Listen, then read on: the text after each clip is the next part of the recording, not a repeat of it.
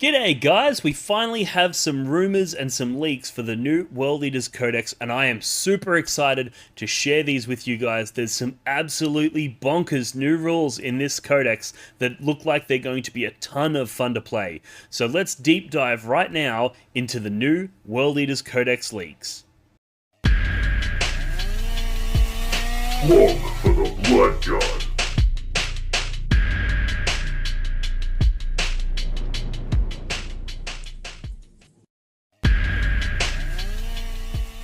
Alrighty guys, let's just jump straight into these new codex rules, shall we? Alright, so first off, we've got the Blessings of Khorne. This is our army rule, and it has been reworked in this new codex, and it's got some very interesting changes. So you still roll 8d6 at the start of the battle round, and there are multiple ways to roll additional dice in this. So you can roll 7, you can roll 8, 9, 10, depending on what rules you have access to, which is going to increase your chances of getting your desired blessing here. You still get to select 2 from the following list. If you roll a double 1+, essentially anything, you get reroll charge rolls army-wide. If you roll double 2+, you get pile in and consolidate of 6 inches army-wide, which is crazy. Double 3+ is fight on death on a 4+, which is really cool. We've had that one before. Double 4+ for sustained hits or any triple will give you that sustained hits. Double 5+ or triple 2+ is going to get you lethal hits. These ones we've had before. And then interestingly, on a double 6 or a triple 3+, you get devastating wounds when targeting infantry models army-wide. So that's really, really exciting. A few things to note. First of all, there's no more +2 movement. However, this has been baked into several data sheets, which we'll talk about when we talk about the changes to data sheets coming up. There's also no more Feel No Pain. Some detachments do have access to this, but generally speaking, World Eater is going to be a lot squishier with that lack of durability from the Feel No Pain from our blessings. And importantly, and this is the one that's going to upset a lot of World Eaters players, no more Advance and Charge. There are some detachments that have some really interesting ways of being equally fast, but no more army-wide Advance and Charge, which is an absolute blow to this faction's identity, and it's really going to change the way that World Eaters armies play on the tabletop. We can see that Advance and Charge is now more of an Emperor's Children style thing, and World Eaters are leaning more into being those heavy damage dealers with things like the sustained, the lethals, and the devastating wounds. So some big changes there in terms of the Blessings of Khorne and what they give you as an army-wide buff. Now let's talk about some datasheet changes. There's some really interesting changes in here. So Angron, first of all, has been nerfed into absolute oblivion. He's unplayably bad now. Obviously, I'm operating on the current points costs, and there could be an update that comes out that changes the points and makes him, much more realistic.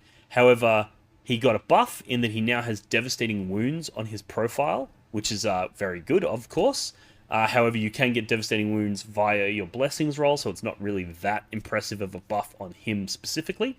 He still resurrects, however now, if you resurrect him, you can't do any other blessings. So you can't take your sustained hits or your lethal hits and resurrect Angron, as you could in the current rule set. Now, if you resurrect Angron, that is your only blessing. And also, when he does come back, he comes back with only 8 wounds. So not only is he going to be taking away a buff from the rest of your army when he returns, he's only returning at half health. There's also a new way that the rule is worded where basically when he returns, when you roll that thing, he basically has to arrive via Deep Strike in the next movement phase, which means you can't rapid ingress him the way you used to do. So if he dies, you can't hold him. He dies in your turn, and then you immediately rapid ingress him in your opponent's turn, which was a very common strategy with Angron. Now, if he dies and you resurrect him, in your next movement phase, he has to Deep Strike, which means you're now fishing for your 9-inch charges from Deep Strike, which is really, really bad. So this is an absolute death blow to Angron. Stop! Stop! He's already dead! But it doesn't stop there. He also has new aura abilities, all of which are significantly worse than his existing ones. But she's got a new hat. He lost the +1 charge aura, which means that when you are deep striking in, it's much, much harder to get those charges.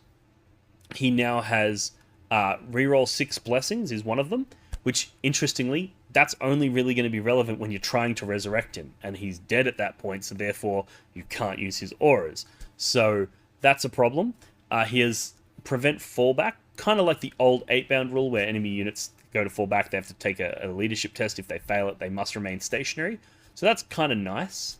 And then his last one is ignore all modifiers to weapon skill, move, advance, charge, and hit rolls, which is kind of trying to replace his old reroll hits. So it means that if you go into somebody that has got neg 1 or neg 2 to hit, it's going to be much easier because you can ignore those modifiers. But it does mean that you're not able to do what we used to do, where you basically fish for those sustained and those lethal hits. You basically can't do that with the rerolls anymore. You've got one attempt to get that sustained hit. If you don't get it, you don't get it. So, absolutely catastrophic nerf to Angron. He is currently, at his current points, unplayably bad, and for me to consider taking him, he would need to go down to like 340 points, something like that, because without advance and charge from the blessings, no auto 6 advance anymore, he's, nowhere near as tough because he doesn't get the feel no pain, and you layer on top of that all of the nerfs to his resurrections and the nerf to his army-wide buffs via those reroll hits. There's just no reason to take him, outside of he's kind of just like a heavy hitter, but he doesn't hit that much harder than a Mauler Fiend, so you're probably better off just taking 3 Mauler Fiends instead of 1 Angron. Enough on him, though. The Slaughterband. Let's talk about some exciting and cool stuff. Slaughterband is fantastic. So he's a 90-point character. He's essentially an 8-bound profile with 6 wounds instead. He joins 8-bound. He's got a 10-inch move. He gets 6-inch scout, and he restores 1 model in every command phase to the unit he's attached to, and he joins 8-bound or exalted 8-bound. So that's really, really exciting. He goes in with 6 attacks, hitting on 2s, strength 8, AP 2, 2 damage, and there's a few different detachments that allow you to buff that damage characteristic up. And once per battle, he gains an additional 3 attacks and devastating wounds. So he's going to go in with a ton of attacks doing a lot of damage. And then also, interestingly, they've given him Deadly Demise D3. So when he dies, he has a chance of exploding because there is a Bloodthirster inside him. So that's really cool. Changes to Khorne the Betrayer. He no longer has automatic fight on death. Instead, that has been replaced with the first time that he dies, you roll a d6, and on a 2+, he gets back up with 3 wounds remaining. The other change to Khorne is he has an 8-inch move characteristic, which is the same as all the Khorne Berzerkers. We'll get into those in a moment.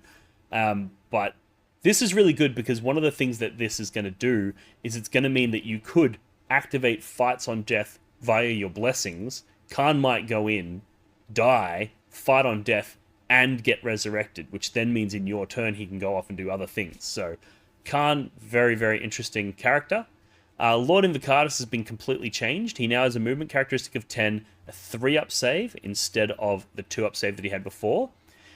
He grants his unit the ability to move through walls and enemy models. So you've essentially solved the issue that the World Use players have of not having fly keyword. He basically grants that to his unit. And also, he can move through walls himself now. So even though he is still mounted, he essentially is going to operate like infantry in that regard. He still has scout, but he no longer grants it to 2 friendly units. And if you attach him to a unit that unit itself doesn't have scout, he won't be able to give them scout. So that's a significant change to the way Lord Invocatus works. I think a strong argument could be made that he's just as good, because even though you're not granting scout without advance and charge isn't really that exciting anyway, as you guys will know from those games where you failed to roll the advance and charge in that first turn.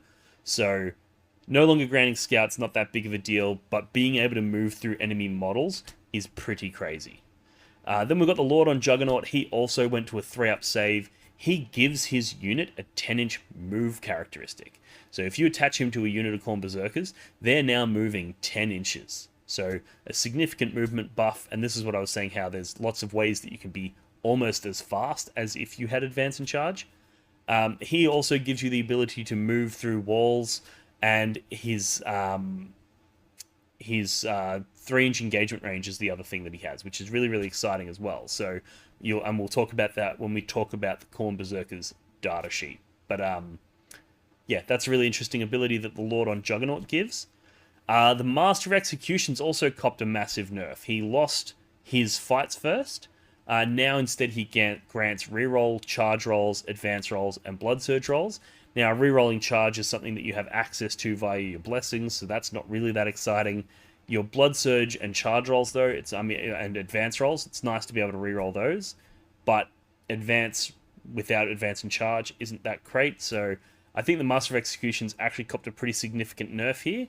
The only thing that he does now that's slightly different is that he generates a command point whenever he kills an enemy character, which is nice because World Eaters have never had the ability to generate command points outside of the normal ones that we generate. So having access to that is kind of interesting and kind of cool. Demon Princes have also been completely reworked. So the Demon Prince on foot, he now gains the Lone Up rule when he's within 3 inches of a friendly unit, and he has an ability to reduce the cost of a stratagem by 1 command point within 12 inches of him. So you can basically put him near one of your units. Your opponent cannot shoot him unless they're within 12 inches, and he can basically discount your command points. So that's quite cool. And then the Demon Prince on the wing, with wings, he does mortal wounds to a unit that he moves over. You roll 6d6, and on a 4-up, you deal a mortal wound, so it's sort of like a grenade strat. And he has a 14-inch move characteristic. So this is really cool. I think people are going to look into taking these guys, because if you have 3 of these guys, and they're relatively cheap, you can fly all 3 of them over an enemy unit and have a unit of Berserkers throw a grenade at it. And you're essentially going to do 4 lots of 6d6, so 24 dice, and every 4-up is a mortal wound. You're going to do a pretty consistent 12 mortal wounds to just anything in the game. That's powerful. And then, of course, you've got their combat as well, going in, charging, doing what they do. Both of them have a new reworked profile. They have 8 attacks, strength 8, AP 2, damage 3, or 16 attacks with their sweep profile that is strength 6, AP 1, damage 1. So they hit harder, they have more attacks than they did previously. And when we talk about some of the detachments that have been leaked, you'll see that you can really dial these guys up to do some pretty crazy stuff.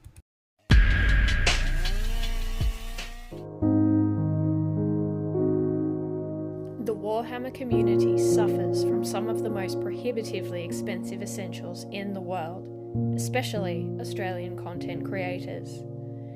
Every single day, Dean wants to create content, but he can't.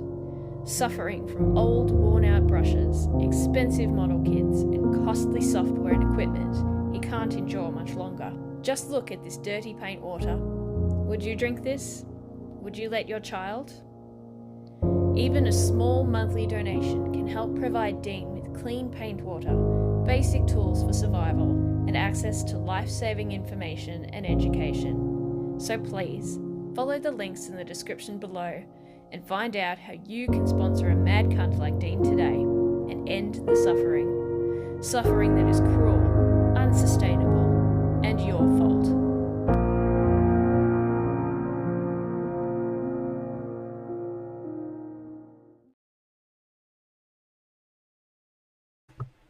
Other unit profiles, we've got Khorne Berzerkers. They're now only strength 4, still AP 1, damage 1. They have an 8-inch movement characteristic, so like I said, that 2 inches from the blessings has kind of been rolled in. Blood Surge moves are now D6 plus 2, which is cool. But importantly, you can take them now in a squad of 20. So imagine a world where you've got a 20-man unit of Berserkers, charges your opponent, strings out and filters through your opponent's front lines, and then if they try to shoot you, unless they think they can kill all 20 in one volley, they are very likely being blood surged into because it's a D6 plus 2 move. So that's really cool. The icons now, instead of allowing you to reroll one of your blessings roll, it is if you killed an enemy unit that was on an objective, you can add 1 dice to the roll, which is kind of the same as being able to reroll 1. It's more or less the same. But now there's the caveat of you have to have killed something to activate it. So that's a bit of a nerf to their ability to use that icon to change up the blessings. And a bit of a nerf to their damage output, being strength 4. But some significant quality of life improvements with the 8-inch movement and the potentially 8-inch blood surge move and the squads of 20. I think they're going to have to go down in points costs before anyone's going to consider taking a squad of 20, because now you're looking at like a 360 point, 460 point unit if you put a character in it. It's like that's a quarter of your army in one unit of toughness 4 power armor dudes. I don't think anyone's going to go for that. But if they go down in points costs, then that could be very interesting. 8-bound and Exalted 8-bound. Also, completely reworked profiles. So the 8-bound, they now got a 10-inch move instead of a 9. They still have the scout move. They have 5 attacks each that are strength 8, AP 2, 2 damage. So they're hitting significantly harder than they did previously. And they have an aura when targeting non-monster, non-vehicles. They gain +1 to hit. And if the target is below half strength, they gain +1 to wound. Now this is an aura, so this means that 20-man unit of Khorne Berzerkers can be hitting on 2s, which is kind of cool. But that's insane. That's really, really powerful. And it means that those 5 attacks hitting on 2s at strength 8 is significantly better than their previous 7 attacks hitting on 3s at strength 6, you know. So 8-bound, big glow up for them. They're fantastic. Exalted 8-bound, they got completely reworked as well.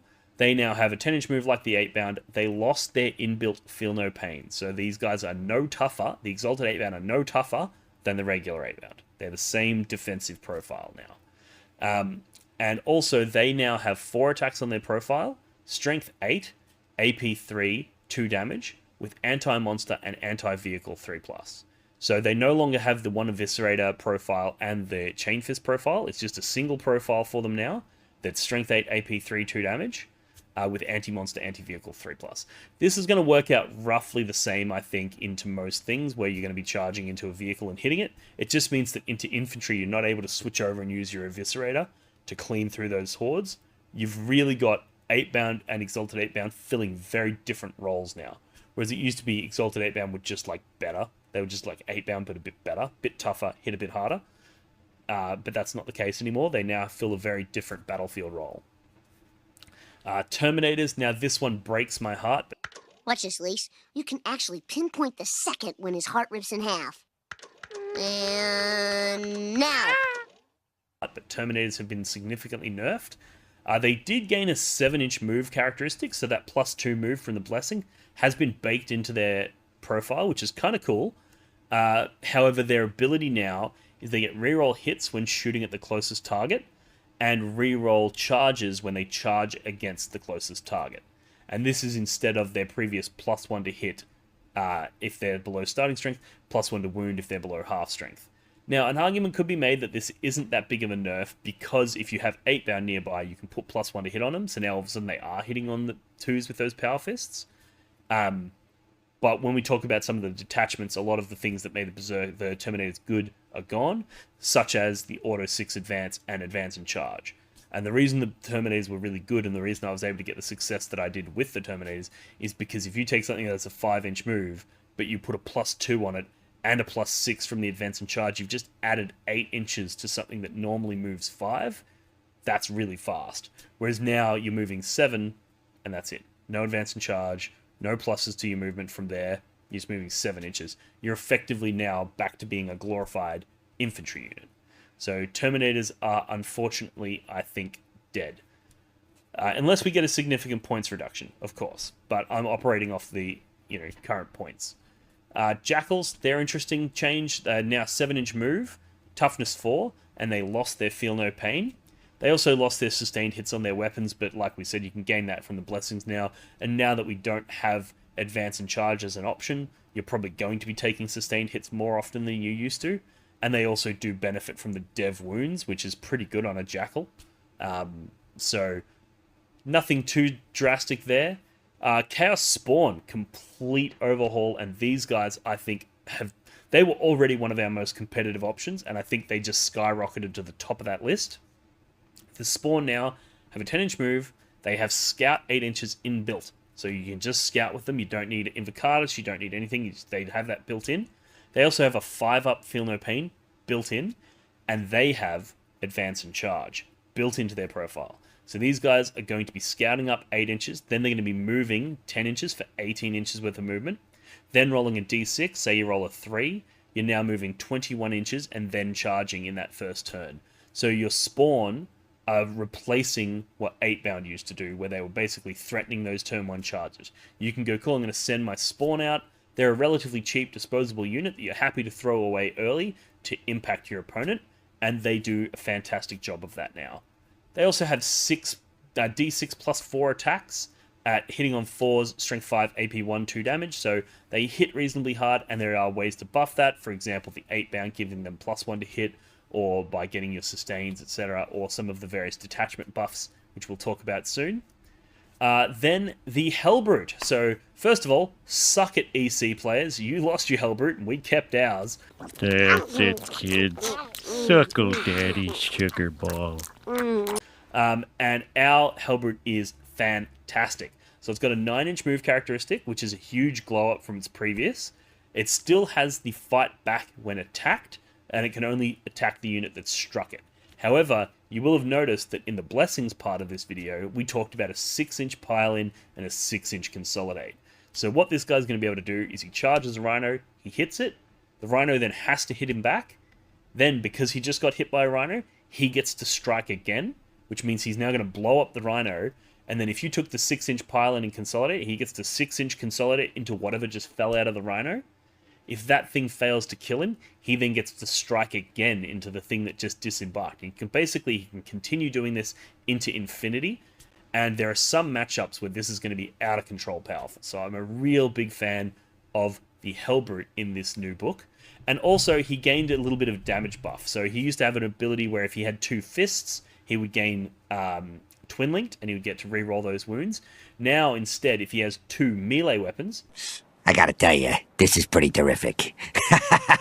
Yeah. So like a fist and a hammer, for example, he's going to gain +3 attacks on both of them. It might be +2 attacks on both of those profiles.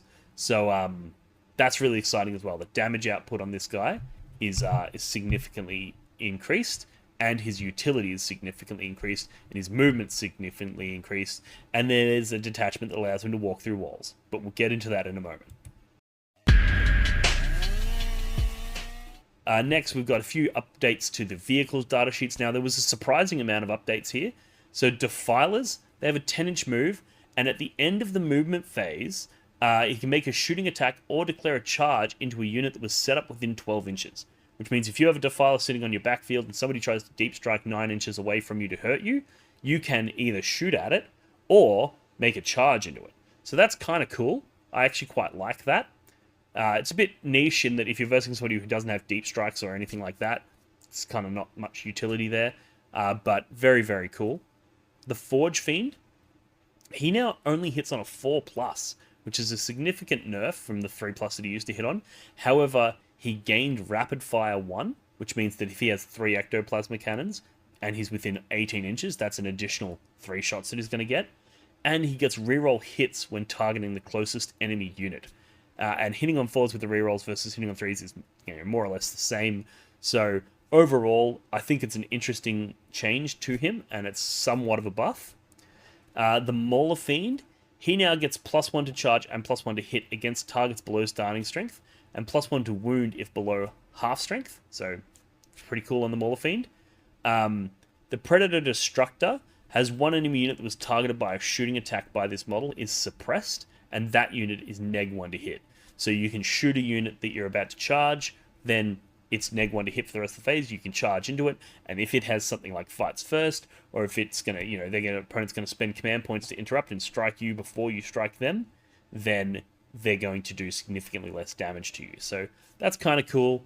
Or if there's a unit that you know is going to charge you next turn, you're busy doing whatever it is that you're doing, you can shoot that unit, and then when they charge you in their turn, they're at -1 to hit. So that's kind of cool. The Predator Annihilator, this is an interesting one. He got reroll wounds and damage rolls against the closest enemy vehicle. However, he is ballistic skill 4+. The Land Raider and the Helldrake, I've got written on my notes here no changes. However, I have revised them. There is an interesting change to the Land Raider, and that is that its Soul Shatter las cannons gained Rapid Fire 2, which means instead of getting the 2 guns which each have 2 shots for a total of 4, if you can get within 24-inch range of your target, you're going to get 4 shots from each. So you're doubling the amount of shooting that's coming out of that unit. You are hitting on a 4+, which is not as good, but that means on average you're going to get 4 hits. Previously, you only had a total of 4 shots. So your average is now better than the best case scenario we had before, and you do have the capacity to spike up and get like 8 las cannon hits and just decimate something. So that's quite cool. The Rhino got a bit of a glow up. It now has a reactive disembark. So if an enemy unit ends a move within 9 inches, you can disembark your Khorne Berzerkers from that Rhino. Now this is really good. I know you can do the same with Jackals. This is really good in that what it's going to allow you to do is put a Rhino on a safe objective somewhere out of line of sight. And one of the ways that people traditionally deal with that is they just go, cool, Rhino's only objective control 2. They'll just put something else on the objective that's objective control 3 or more, and they take it from you. Whereas now, if they do that, well, in order for them to also be on the objective, they have to be within 9 inches of you. So you can just disembark 5 Khorne Berzerkers and sandbag that objective. So Berzerkers in Rhinos are much more effective at objective control now than they were previously, which is really, really exciting. The Khorne Lord of Skulls, he got some pretty big changes as well. So he's got a 12-inch move characteristic now, so he's a lot faster. There's some small changes to his shooting profiles, like getting rapid fire on things, but hitting on 4s, so, more or less came out in the wash there. If he is on the battlefield, you can roll an additional Blessings dice. So if you run the traditional triple Lord of Skulls list, instead of rolling 8 dice at the start of the battle round, you're going to be rolling 11 dice, which means you're very likely to get whatever buff it is that you want. And the other really interesting thing is he now moves through enemy models and short walls, so walls that are 4 inches or shorter, for free. So he just moves straight through them. And walls that are taller than that, he can move through, but if you do, you roll a d6. On a roll of a 1, you're battle shocked. So this means that the Lord of Skulls can sit on one side of a wall and then just charge straight through it. Oh yeah!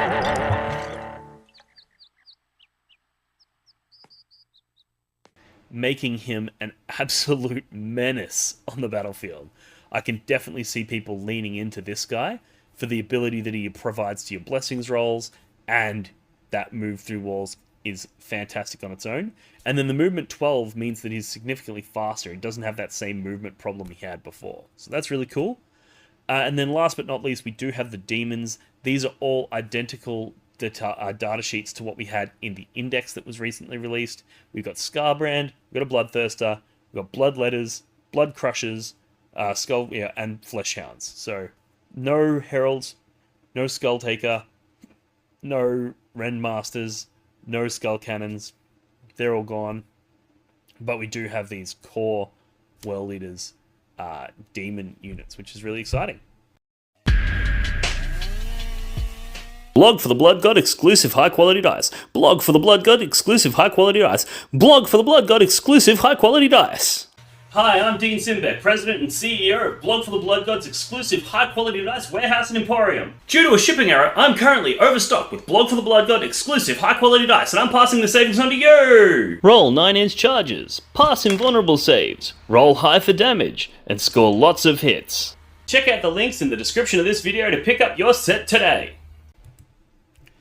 Alright, now let's have a look at the detachments. So the first detachment we've got here is the Berzerker Warband. So this is your index detachment, however there are some significant changes. So the first is that units that charge gain +2 strength and +1 attack. So unlike the previous one where it was +1 strength, +1 attack, we now get similar Blood Angels treatment.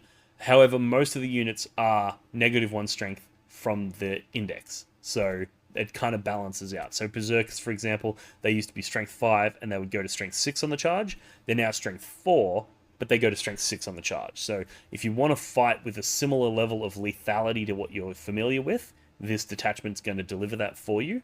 It does, however, mean that on those turns where you're not charging, you're not doing near as much damage as what you're probably familiar with. The enhancements, there's some slight changes here. So the Berzerker's Glaive remains the same, +1 attack, +1 damage. Helm of Brazen Ire is now -1 damage, as opposed to half incoming damage. The Favored of Khorne, instead of allowing you to reroll your whole Blessings roll, it allows you to reroll 2 of them, which is actually arguably a buff, because let's say you're trying to resurrect Angron and you rolled 1-6, you can now reroll 2 of those dice, and you've got a slightly higher chance of rolling those 2 into 6s than if you had just rerolled all 8. Or even more likely, if you've rolled 2 6s, and you're like, well, I would like to reroll 2 of these other dice, and as long as one of them is a 6, which you've got a reasonably high chance of getting, now you get your Angron back. So Favored of Khorne is a bit of a buff, and then Battle Lust, instead of free heroic, it now gives you reroll charges, or +1 to charge if you already have reroll charges via your blessings. So Enhancements, slight changes there, but there are some significant and important changes to the stratagems that we're familiar with. The first is that you get sticky objectives on death. The next is +1 AP in melee. So the sticky objectives are the same as previously, but now instead of getting +1 to wound, you're getting +1 AP, which is pretty cool on Khorne Berzerkers, being able to go to AP2, and on your 8-bound going to AP3 if you're going into Armor of Contempt or something like that. So that's really cool. However, losing the +1 to wound is a bit of a yikes. 2 CP, fight phased, neg 1 damage. That's the same as it was before. 1 CP, gain additional blessings roll. But this is now only triggered after killing an enemy character or monster. It used to be after killing anything. So that's a bit of a nerf. 1 CP, advance and charge on Khorne Berzerkers only. So you can still get the advance and charge. You do have 8-inch movement on your Berzerkers. So Berzerkers in this detachment are as fast as they were in the Index. You can basically disembark out your 3 inches, then move your 8 inches for 11, and then advance and charge. However, there's no more Auto 6 advance. That's been replaced with an Auto 6 Blood Surge, which means D6 plus 2 becomes an 8-inch Blood Surge.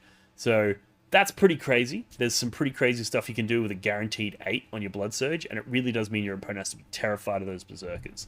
So let's have a quick look at a list that I've wrote to sort of demonstrate what I think this detachment's going to sort of look like. Now, like I said, operating off Index points, off the current points, so we'll see whether or not they change, but here's an idea of a list that you could see happening within this detachment to utilize what we've discussed.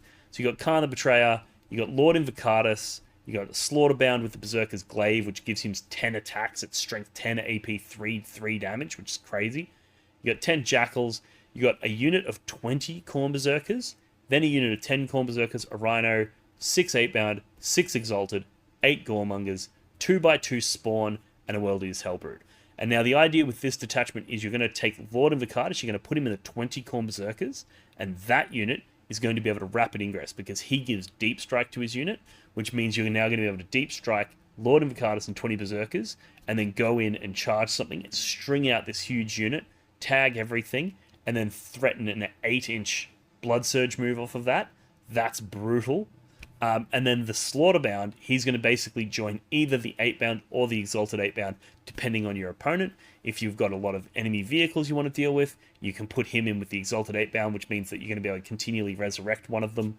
Or if they've got a lot of infantry, you can chuck him in with the regular 8-bound and achieve something similar there. You got your Hellbrute to do that 6-inch Consolidate Chaotic Pinball Machine trick, and you've got the Chaos Spawn for that early scout move. Khorne and his 10 inside a Rhino to be able to stage up on a safe objective somewhere and threaten those advance and charge from that position. So you'll notice no Angron. He's not in any of these lists because I think he's rubbish now, but I think this list would be a ton of fun to play in this new detachment. But let's have a look at some of the detachments that haven't been released yet, that we haven't discussed. So the first one is the Cult of Blood detachment. Now this is a one that's themed around having a ton of Jackals and a couple of big monsters that the Jackals are sort of idolizing. So monsters and Titanics gain the idol keyword, and Jackals and Goremongers gain 1 buff from below when within 6 inches in your command phase. So these are kind of like doctrines. You can pick each one of them once per game, and that lasts for that battle round, and all Jackals and Goremongers are going to get it. One of them is +1 to hit and wound, another one is +1 advance and charge, and the other one is a 4-up invulnerable save. So there's going to be one turn where you're going to have these big units of Jackals with a 4+ invulnerable save, which is kind of nice. Their enhancements, one of them is +3 inches to all of your auras, which means that those auras from the detachment rule are going to spill out even further. Another one allows a model to be attached to Goremongers and Jackals, and if Goremongers, it gains the Infiltrate keyword. So you could take your Slaughterband, or you could take your Master of Executions, give him this enhancement, and now you can attach him to your Goremongers and your Jackals, which is kind of cool. The next one is a monster model only. You gain +1 toughness and a 5-up feel no pain, so that's kind of cool. The next allows you to redeploy 3 Jackals or Goremonger units before the start of the game. It's kind of cool as well. And then we get into the stratagems, which is where this detachment becomes quite interesting. One of them is 1 command point after an enemy unit kills one of your monsters or your Titanics, so basically after one of your idols dies, your entire army gains reroll hits against that enemy unit until the end of the battle, which is a really good way of buffing the damage output of everything in your army. So that's kind of cool. And what you can do is you can do something cheeky like throw a Demon Prince in their face early and dare them to kill it. And if they kill it with something substantial, you now get reroll hits against it. You got a 2 CP strat. Dead Jackals unit comes back into strategic reserve, so recycling it's sort of like the Imperial Guard. So you can take a unit of 20 Jackals, throw that up into the middle of the board, and if your opponent kills it, you can spend 2 CP, and now you get another unit of 20 Jackals in reserves. That's quite cool. 1 CP, Jackals or Goremongers get a 6-up Feel No Pain, or a 5-up Feel No Pain if they're within 6 inches of an idol. So now if you combine that with the 4-up Invulnerable save, you're going to have a 4-up Invulnerable save and a 5-up Feel No Pain on that unit. Brutal. What else have we got here? We've got Jackals or Goremongers unit gains 3-inch engagement range, which means you're going to be able to have that big 20-man Jackal unit, and they're pretty much all going to fight, whereas one of the challenges often is that, because that unit's so big and cumbersome, it's hard to get them to all strike. So this stratagem helps fix that. Another one is reroll 1s to hit, or reroll everything if you're near an idol, within 6 inches of your idol. So another way of pushing the damage output of those units up. And then the last one is in the command phase, you get to give one of your units an alternate buff from that detachment rule, which basically allows you to continually recycle probably the 4-up Invulnerable save. And if you're generating 2 CP per turn, you're going to be able to go, cool, one unit is going to be constantly rolling around with a 4-up Invulnerable save and a 5-up Feel No Pain, which we've had that in the past, and it is a very, very tough unit to crack, especially when there's 20 of them. That's the Cult of Blood detachment. So I've written a list to give you guys a bit of an idea on what I think that detachment's going to look like, so let's have a look. Okay, so we've got the Demon Prince with Chosen of Khorne. That's the one that buffs his aura range. Then we've got 20 Jackals, 20 Jackals, 20 Jackals, 10 Jackals, and then triple Lord of Skulls. So I think the Lord of Skulls is really good in this detachment because he's a relatively big model, and he has a 9-inch, he projects that idol aura for 9 inches, which means that you're going to be able to string out your units a lot more effectively. We've got 10 Jackals for sticking in your home field, and then 3 units of 20 that are going to be pushing up into the midfield. And basically, they're not going to be trying to charge anyone or do any damage. They're primarily going to be there for holding objectives and doing secondaries, while your Demon Prince hangs out near them to gain that 3-inch lone op, and also be able to fight things when he needs to. And then you're basically going to shove those 3 Lord of Skulls into your opponent's face. This is going to be an interesting one. And interestingly, the fact that you have those 3 Lord of Skulls means that getting the dev wounds is going to be very, very likely, because you're going to be rolling 11 dice, and you just need to roll 3 3-ups, I think it was, for the dev wounds. And those Jackals going in with it, the amount of attacks that they have, especially if you're putting sustained hits on, you're going to get a ton of attacks. If you put sustained hits and dev wounds, you're getting a ton of hits. Then you're going for tons of wound rolls, and every 6 is just going to cut straight through your opponent, which is crazy. No need to worry about the fact that Jackals have 0 AP, and no need to worry about the fact that they're relatively low strength, because you're just fishing for those 6s anyway. I think this is going to be a ton of fun, and I think this is the way that people will play Cult of Blood. Let's get into the next detachment now. Ned Kelly was an Australian bushranger, outlaw and folk hero who was best known for wearing a homemade suit of armour during a shootout with police in 1880. Kelly became legendary in Australian folklore, with some viewing him as a symbol of resistance against authority and others viewing him as a dangerous criminal. There is one question that historians have never been able to answer, and that is, what would Ned Kelly look like as a space marine? Well, he'd have to have his iconic metal helmet, of course, and big dirty trench coat. He'd have to have 2 pistols for shootouts. One would be a plasma pistol, the other a bolt pistol, just like Cypher.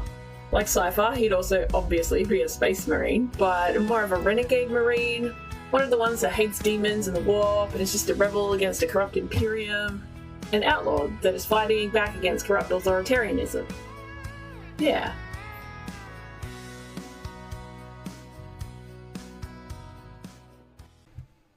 Alright, Khorne Daemonkin. For those of you familiar with the old codex Khorne Daemonkin, this is a very welcome return.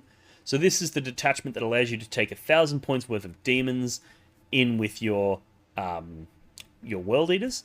And then whenever an enemy unit is killed, you roll a d6, and on a 3+, you gain a Blood Tithe point. Now, notably, we don't gain them when we die, it's only when we kill things, and it is on a 3-up, so it's nowhere near as crazy as it used to be. However, you don't require as many of them to activate the buffs as what we used to, so I think it more or less balances out. You can basically spend those Blood Tithe points in your command phase to activate certain buffs.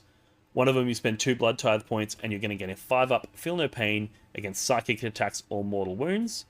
There's certain matchups where that's going to be phenomenal.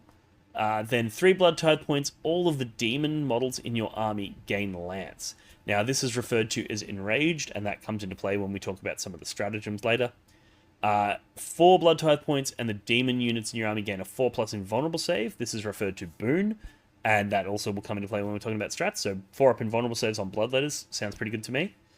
And then 5 Blood Tithe points. All the demon units in your army gain the blessings of Khorne from your detachment, from your army rule. So that's kind of cool. Not super crazy, but there's some interesting stuff in this detachment. I think this might be one of the better ones. There's an enhancement, World Eaters model only, so you can't give it to any demons. And it's a demon unit within 6 inches of him gains the blessings. And if Might of Khorne is active, you can reroll Battleshock tests. And Might of Khorne is one of the blessings above, the detachment things. So that's kind of cool, gaining blessings. The other enhancement is a 2-up armor save. And if the bearer is destroyed, you generate a Blood Tithe point. This is really cool on something like Bloodthirster, just giving it a 2-up save and making it almost as tough as Angron. Quite cool. The next detachment, we heard Warhammer Community talk about this one, which is a Juggerlord, can be attached to Blood Crushers or Fleshhounds, and he also gains the Deep Strike and Blood Legion keyword. Blood Legion is the keyword that all the demons get. And the Juggerlord, if you remember, he gives his unit the ability to walk through walls. So if you add him to a unit of Blood Crushers, well, now you've got a big unit of Blood Crushers with a 10-inch move characteristic that can move through walls. That's a pretty scary rapid ingress threat. So, quite a big fan of that one.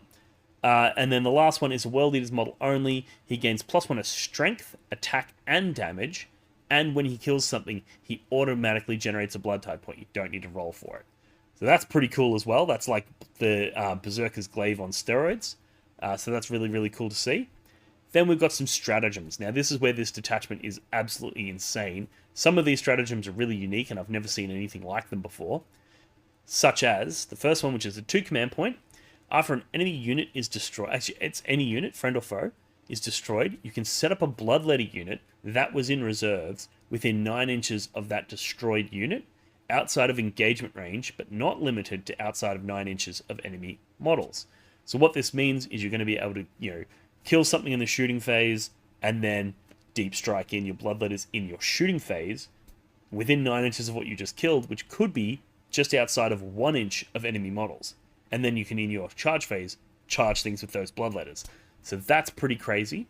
Or you can do simple things like they shoot you off of an objective, you go, cool, well, before removing that last, Goremonger, I'm going to spend 2 CP, and I'm going to drop this Bloodletter unit where the Goremongers were, and I'm going to hold that objective. And then it ticks over into my turn, and I have these Goremongers, these Bloodletters able to charge you from where the Goremongers were. So that stratagem's crazy and has a lot of utility. I can see top players are going to get miles of value out of that. 1 CP, World Eaters unit within 6 inches of a Demon Prince gains Lance. And if the army is enraged, then they gain Twin Linked. So this means that if you spend 3 Blood Tithe points to make your army enraged, you can take a World Eaters unit that's within 6 inches of a demon unit, and they're going to gain reroll wounds, which is crazy when you have devastating wounds as an option on your blessings. So this is the only way that you can get reroll wounds that I can find in the book, and that's crazy, being able to do that. And it's only 1 CP as well, so I think a lot of people are going to build around that.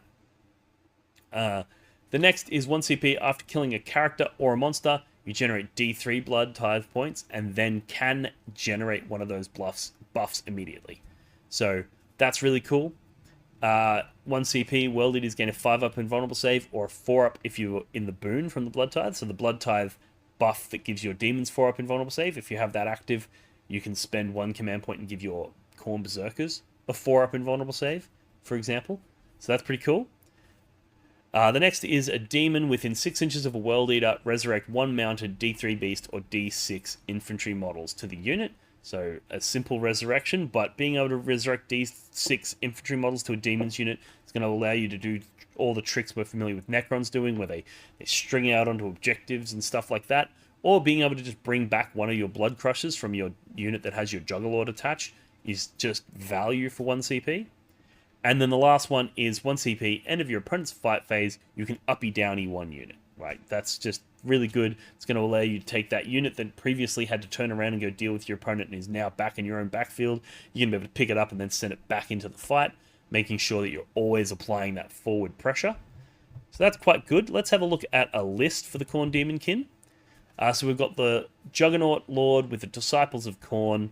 We've got 10 Jackals. We've got 2 units of 3 8-bound and a unit of 3 Exalted 8-bound. We've got the unit of 8 Goremongers. We've got a unit of 6 Blood Crushers, 10 Bloodletters, a Bloodthirster with the Bloodforged armor for that 2-up armor save. We've got Scarbrand, and then we've got 2 Brigands. Now, this list, the reason that I think we want the Brigands is because it unlocks that ability to shoot something and then drop in your Bloodletters in your shooting phase. Which I think is really, really valuable. It also allows you to do things like tank shock things, and then if you do manage to kill something with your tank shock, you can bring the Bloodletters in your charge phase, and because it's still your charge phase, they're eligible to then declare a charge into something. So there's a few interesting things that you can do here with Brigands and Bloodletters, and then you've got the Juggernaut Lord leading his Blood Crushers as your rapid ingress threat. You got Scarbrand and the Bloodthirster running around being absolute menaces, and then your 8-bound, your Goremongers, etc., doing your actions and your secondaries, and dealing with other threats as well. So I think that's a pretty cool list, and I think it's going to be very interesting to see that Bloodletter trick and see how much mileage people get out of it, and that's going to be a ton of fun.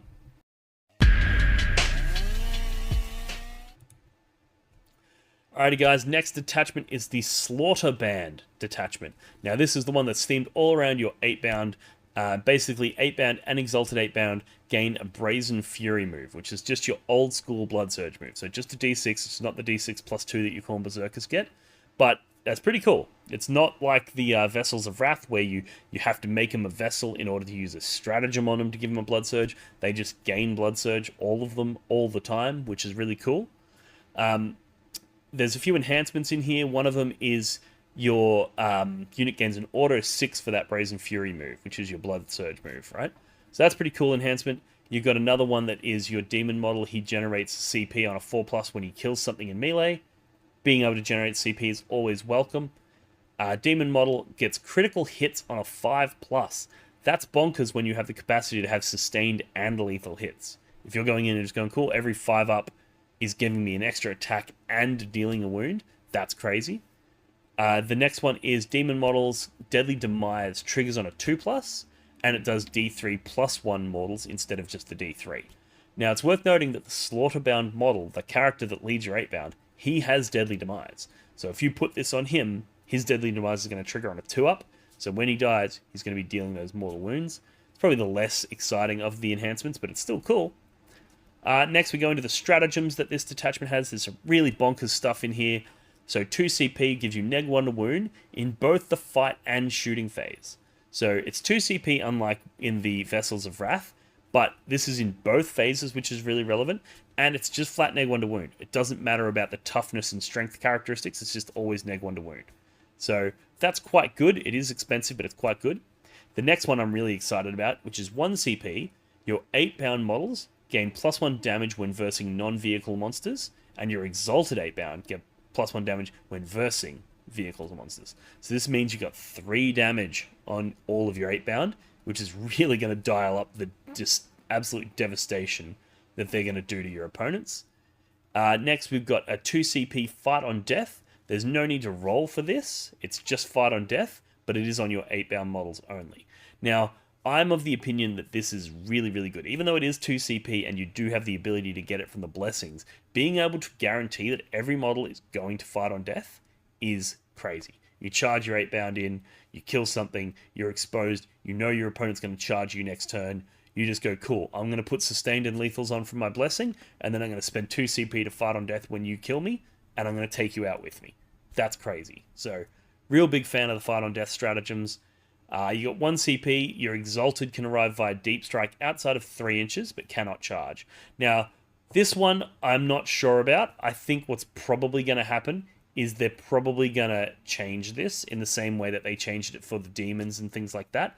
It's probably going to become you can drop 6 inches away and still charge. That's what I'm predicting. But we'll see. As it's written in the book, that's a 3-inch Deep Strike on your 8-bound, which interestingly, you could do something like 3-inch Deep Strike into your opponent's lines, knowing they're going to charge you in their turn, but then you can spend the 2 CP to fight on death. So that's kind of cool. The next is 1 CP to move through enemy models, which means no more being move blocked by a bunch of guardsmen standing in the way. The 8-bound can just be like, nah, never heard of you, mate, and just charge straight through. Really, really cool. It solves one of the main problems that the World Eaters had previously, so that's really exciting. And then the last is 1 command point in your opponent's command phase. Enemy units within engagement range of your unit have to take a battle shock test. So not particularly exciting. You know, battle shock tests, in my opinion, rarely tilt the game unless you have abilities to stack negatives and things like that. But just a raw battle shock is not really that exciting. But this detachment is very exciting, and I think that the fact that you're Blood Surge moving with your 8-bound, you're doing an auto 6 with one of them, and then meanwhile you're being neg 1 to wound, you're being +1 damage, you're fighting on death. There's a lot of crazy stuff this detachment can do. So let's jump over now and have a look at a potential list for this detachment. So we've got, the list starts with a Demon Prince with wings, and he has the Killing Clarity enhancement, which allows him to generate a command point on a 4+ when he kills something. Then we have Slaughterband. He has Malicious Vigor, which is the auto 6 Brazen Fury thing. And another Slaughterband with Frenzied Focus, which is critical hits on a 5+ for his unit. Now this is going to make those 8-bound units just go absolutely bonkers. We've got 10 Jackals for sticking in your home. We've got 3 units of 6 8-bound. 1 unit of 6 Exalted 8-bound. 1 unit of 3 Exalted 8-bound. 1 unit of 8 Goremongers. And then 2x2 Chaos Spawn. And now basically what this means is you're going to have 2 units of Chaos Spawn and 3 units of 8-bound, all of which get Scout built in. And then you're going to have Exalted 8-bound and regular 8-bound in Deep Strike, able to threaten that rapid ingress. And then you've got the 2 Slaughterbounds, and basically what you're going to do is, in certain matchups, these guys are going to be much better in the Exalted 8-bound, because you might be versing a ton of vehicles and monsters, so you put them in there. Or other matchups, if you're versing majority infantry, you put them in the regular 8-bound and use them for that sort of early turn scout move. So you're basically going in with a ton, like 4 big bricks of units that are going to do massive amounts of damage. And then you've got a few other bits and pieces running around doing your secondaries, etc. I think this is a really cool list. It's very thematic, and it's going to be a ton of fun to play. So let's jump over to the next detachment. Are you tired of overkilling or underkilling enemy units? Tired of wasting time deciding how many attacks to allocate to achieve a desired outcome? And are you tired of complicated maths, calculating multiple weapon profiles with complex special rules? Well, thanks to today's sponsor, all of those problems are problems of the past. Adept Roll allows you to input the profile of your attacking units and the profile of the units they are attacking into to calculate expected results with precision. You can apply modifiers like Feel No Pain, -1 to hit, damage reduction, as well as enemy strats like Armor of Contempt to get precise results for what you expect your units to do on the tabletop. By rapidly simulating 1,000 rolls, Adept Roll will help you understand what your expected results are likely to be in any given tabletop situation. You can even save attacker or defender profiles to make data entry super fast and super simple, as well as importing them from various sources like Battlescribe or even screenshots from the Games Workshop app itself. So if you're looking to upskill, play like a pro, and stop making avoidable mistakes on the tabletop, download Adept Roll today and start playing with precision. Alright, this one might just be the best detachment we have yet. There's some really, really mental stuff in here. It's called the Goretrack Onslaught Detachment, which also, side note, best name for a detachment. Goretrack, that's sick. The detachment rule is units gain +1 to their charge rolls and lance on a turn in which they disembarked from a transport, which means the strength 4 of those Berzerkers isn't that big of a deal because you are still winning Marines on 3s, you're winning Guardsmen on 2s, you're winning toughness 7 vehicles on 4s, even higher toughness vehicles you're winning on 5s.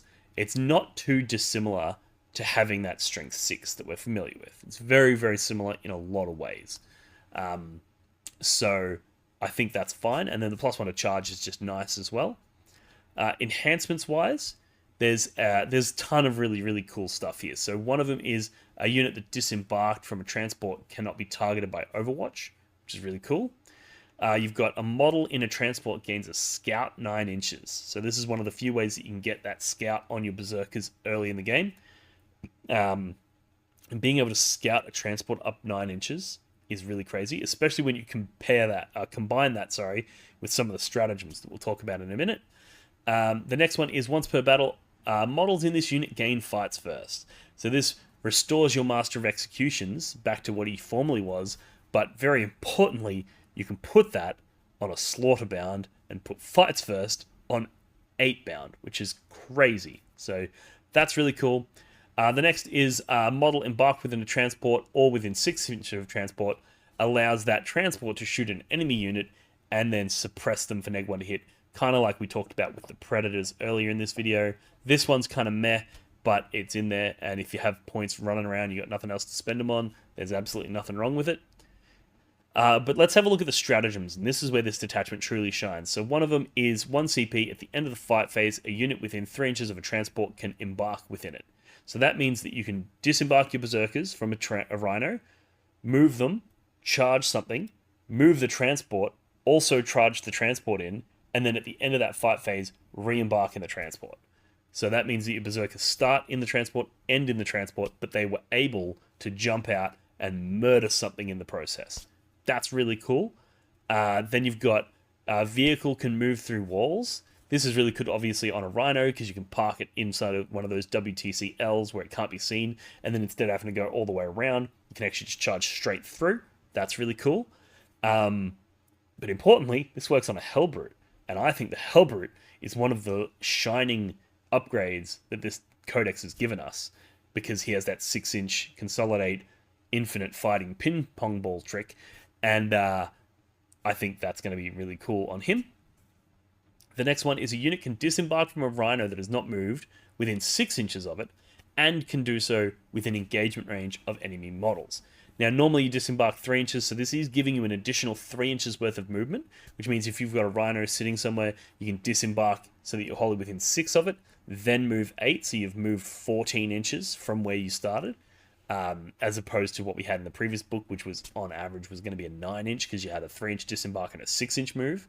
So you've gained roughly 5 inches worth of movement here, which is really exciting, and it means that you're able to project out, threat from those vehicles.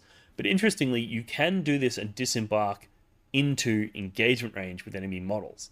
And one of the things here, which is a bit nuanced and it's a bit tricky to explain, but because you haven't made a charge, you aren't obligated to get every guy within base contact. So if an enemy unit ends their move near one of your transports, right, or you've got a transport near them, you can go, cool, I'm going to disembark within 6 inches, and I'm going to place all of my Berzerkers on this side of your unit, and your character's up here, which means that when they go to fight you, they can't actually get that character in to strike you, or you can reduce the number of models that get to strike you. Whereas if you had disembarked normally and then charged that unit, if you roll a decent charge or if you're close to them, you have to base contact with them with as many of your models as possible, which means you're probably going to have to wrap all the way around them, which means that their character is going to get to fight you. So there's some really tricky stuff you can do with model placement with this enhancement, and we'll do a deep dive on that in another video, I think. But that's really, really exciting.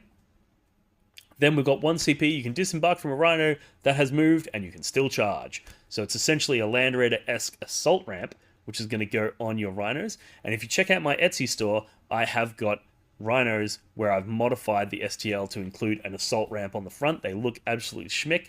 It's the Spartan Assault Tanks assault ramp, and I'm calling that kit the Goretrack Rhino, just to celebrate the fact that these guys can do that.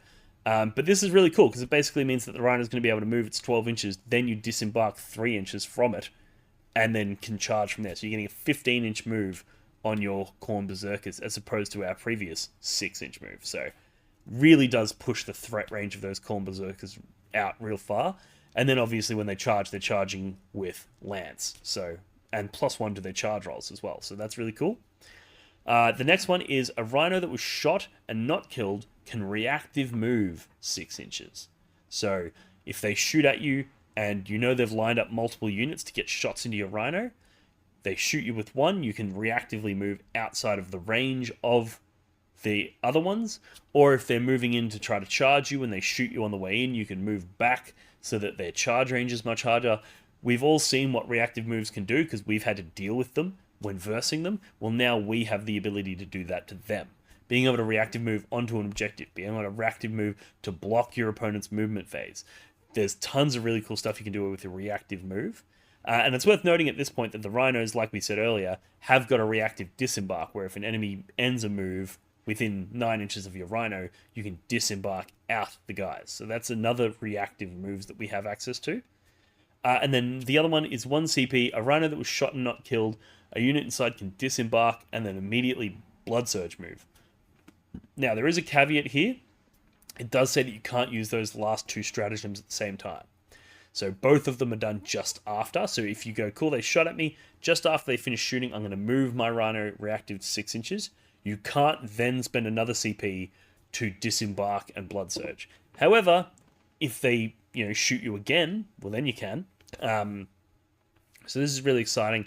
And being able to disembark and then Blood Surge move just means that if your opponent tries to secure an objective that you're controlling by jumping on it, and then if they shoot that Rhino at all, you can just disembark and then chart and Blood Surge move straight into your opponent and mess them up. So that's really, really exciting. I think this detachment is going to be pretty buck wild.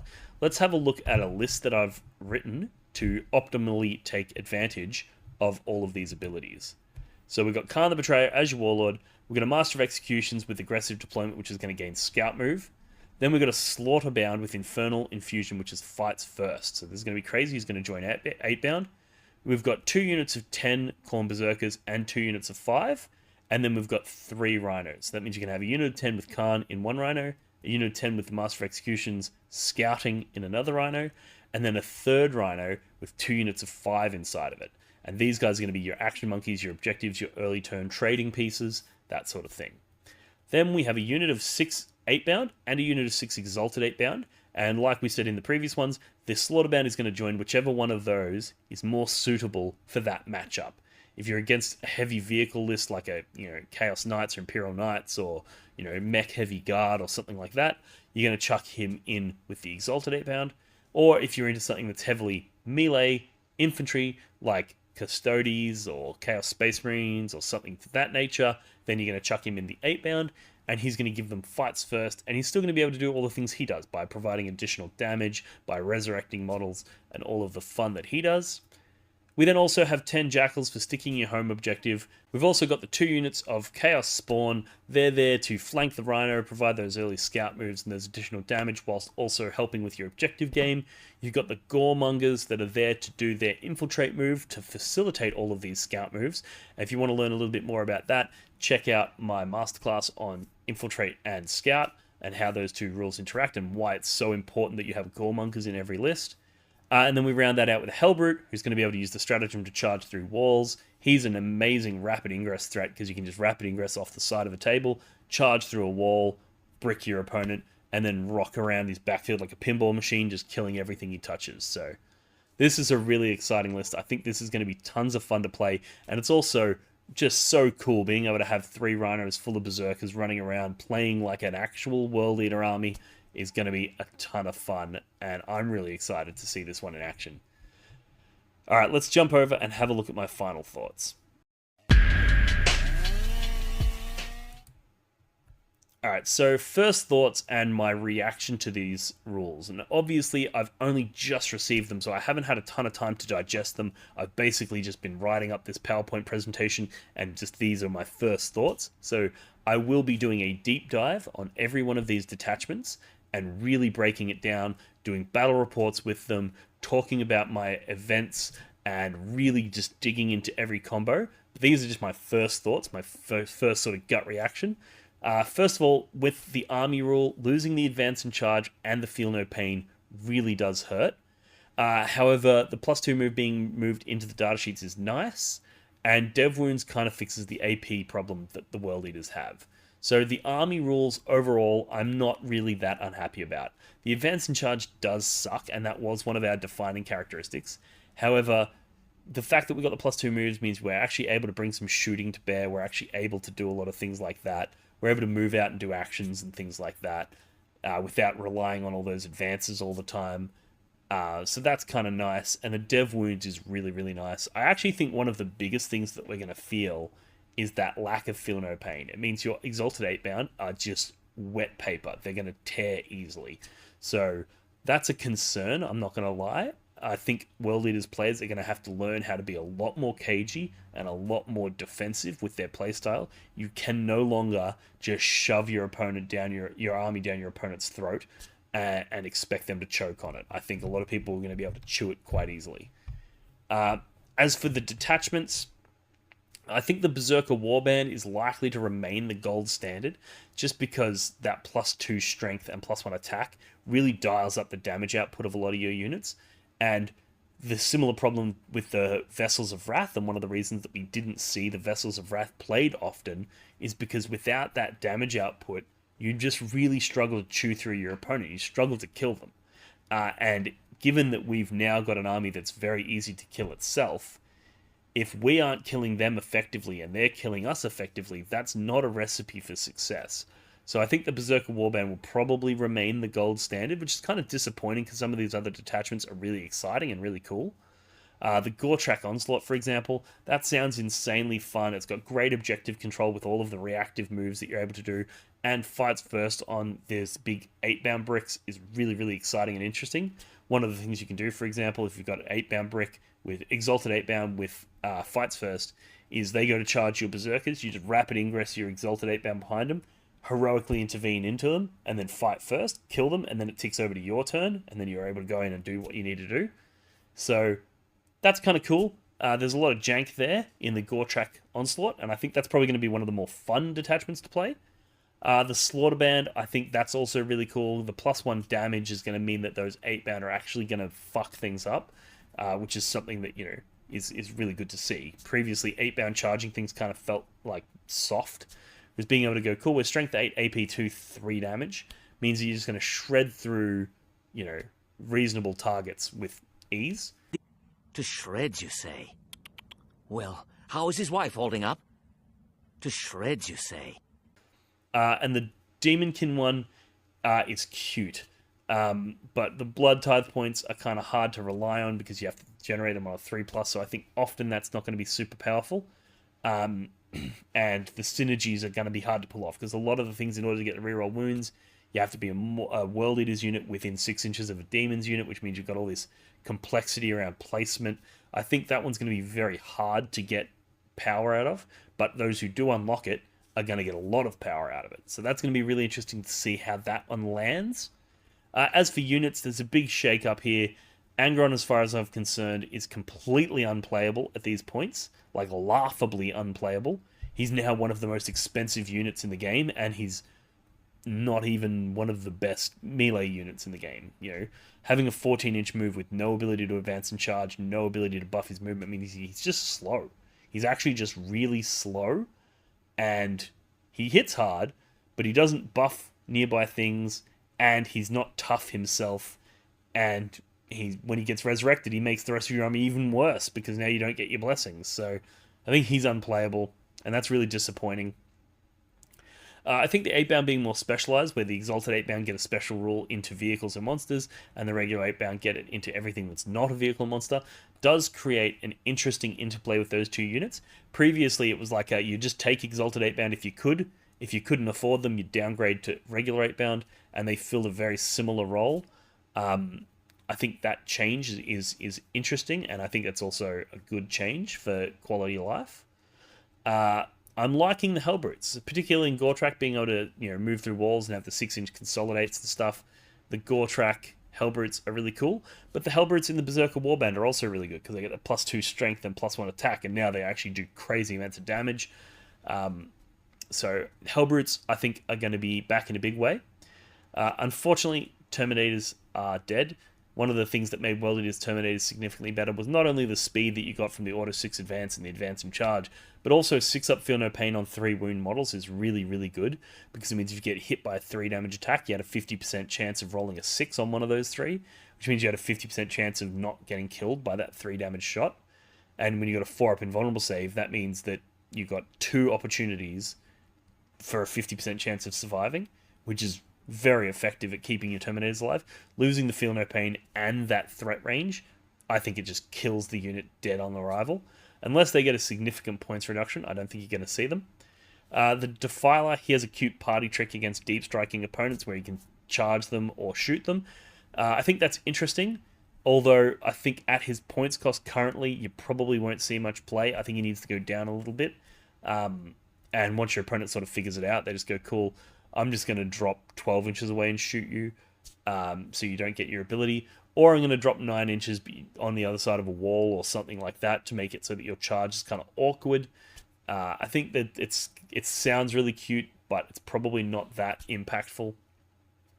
So that's my thoughts on the changes to the units. And my general takeaways is that most detachments will play a strong Counter-Strike style very well. So instead of going cool, we are T1 charge the codex, which is what we were before. Now it's like we're not charging you turn 1. However, we do have really good ability to set up those staging positions and charge you turns 2 or 3 and fight you over the middle. We used to have the fight in their deployment zone. Now we have the fight in the middle. So not quite as good, but I think we're a little bit more effective in that fight by having fights first on 8-bound, reactive moving transports, 3 damage 8-bound, having, all of these different buffs and abilities, I think are going to make for an interesting scrapping kind of army that fights over the middle. There's way less emphasis on the Alpha Strikes. I actually think this is good. I think the Alpha Strikes was a bit of a crutch for World Eaters players, and often we would win games that we didn't really deserve to win. We only won them because our opponent didn't have the tools to screen out that turn 1 charge. We went in, charged them, did irreparable damage in that first turn, and then just kind of won the game from there. I've won tons of games off of that, and they were some of the least satisfying wins because you don't feel like you actually achieved that much. You don't feel like you outsmarted your opponent or outplayed them or rationed your resources or anything like that. You're just like, cool, oh, I got first turn, cool, I'm charging your entire army, and you don't have the CP for interrupts, so I'm just killing a bunch of stuff, piling into a bunch of stuff. Now you can't fall back and shoot. It's not a super satisfying way to play. I think this codex, when people sort of get to grips with it and wrap their head around the changes, I think they're going to really enjoy the playstyle that emerges. However, I am worried that some of these detachments lack the damage output. The Berzerker's going down to strength 4, for example. It just means that outside of the Berzerker Warband, they're really not doing a massive amount of damage. In the Goretrack detachment, they do gain the Lance, but even then, that's only when they're charging. In the Berzerker Warband, it's only when they're charging that they get these buffs. If your opponent's charging your Berzerkers, they're actually worse than a Legionary from CSM. Because at least the Legionaries get reroll wounds when their target's on an objective. We don't get any of that. Yes, we do have the capacity to go devastating wounds into infantry, which is cool. We have a few things going, but I just worry that the damage output is going to be significantly reduced compared to what we're familiar with. And I think there's going to be a steep learning curve and a heavy adjustment period where people, sort of recalibrate and reprioritize the way that they approach playing World Eaters. I think it's going to be very different than what we're familiar with. And I think it's going to see a pretty steep drop-off in win rates. And then what'll probably happen is we'll probably get a points nerf, points buff. We'll get cheaper units. And then people, at the same time, people will start figuring out the faction and figuring out the combos and what works and what doesn't work and how to get the most out of those units. And that'll hit the same time as the points reduction. And then we'll see a sharp spike in win rates. And then after that 3-month period, they'll then tone it back down and we'll be at something around where we are now, which is, a reasonably effective faction that has a decent win rate into most opponents. I think it's going to be probably a good 6 to 12 months before we get that. And then by then we'll probably be in 11th edition. So I think we're headed for turbulent waters, us World Eaters players. But I, for one, am super excited. And I look forward to getting into this new codex with you guys and really deep diving each one of these detachments. So let me know what you guys think in the conversation below, in the comments section. I really want to know what you guys think of this new detachment. If you think there's anything that I've missed, I guarantee you there will be, because I've only just sort of seen this stuff. The leaks have only just hit the internet, so I wanted to get this video out early to share it with you guys and share my thoughts. And then going forward, let's refine this, let's talk about it, let's do masterclasses on each detachment and really deep dive some different list ideas, some different options, and take it from there. So let's get a conversation started in the comment section below. Thank you for tuning in, and I'll see you in the next one. Cheers. Alrighty guys, thanks for tuning in. If you liked that video, make sure to like, subscribe, comment, all of that good stuff, and head over to blogforthebloodgod.com where you can pick up merchandise to support this channel and allow me to continue making content like this. You can pick up a t-shirt like the one I'm wearing now, neoprene objective markers, gaming mats, we've got dice, we've got terrain sets, and we've also got a link to my Etsy store where you can get 3D printed miniatures if you're looking to expand your World Eaters range or start a World Eaters army entirely. So there's a ton of different cool ways that you can show your support for the channel. Everything that you do helps me improve the quality of my content and the frequency of my content. So if you liked this and want to see more of it, you can show your support there. Or you can join our Patreon, which is a great way that you can get access to our unique Discord channel where we talk lists, we provide coaching, one-on-one, various tiers, give you certain access to certain things, and we also just have a ton of fun in there. There's a lot of banter, we share memes and stuff like that. It's a ripple little community with a lot of support. So if you're looking to immerse yourself in some like-minded World Eaters players, check out that Discord via Patreon, and as always, let's get a conversation going in the comments below. Thanks for tuning in, guys, and I'll see you in the next one. Cheers. Walk for the Blood God.